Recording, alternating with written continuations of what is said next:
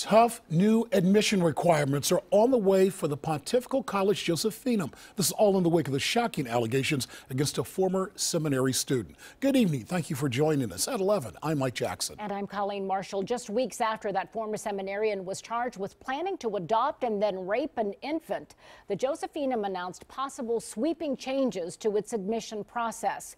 Tonight, another victim weighs in. Olivia Fecto is live at the Josephinum with more on what's on the way and why. Olivia? Well, Mike and Colleen, the changes come after the recent arrest of a former seminary student, Joel Wright. He was a student here at the Pontifical College Josephinum, who federal investigators say planned to adopt a child for sex. The abuse survivor we spoke with says the changes could help, but they're not a catch-all solution.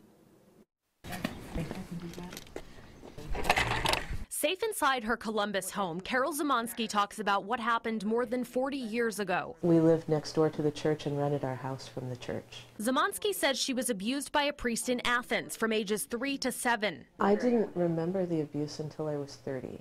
So all that time I knew it was happening. I just sort of thought my parents knew what was happening, right? I was little. The allegations against former seminary student Joel Wright dredge up memories of her own abuse. Federal investigators say he planned to adopt and rape a young child.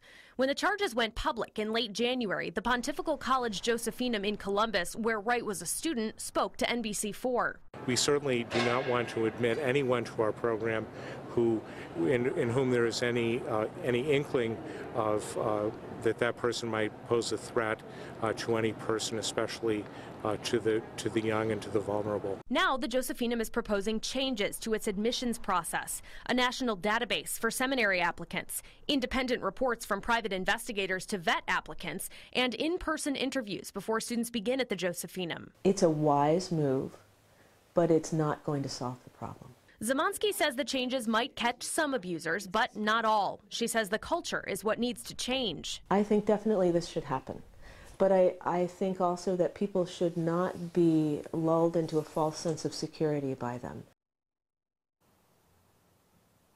The Josephinum has planned a press conference for tomorrow morning at 11. The proposed changes will be heard by the full board in April.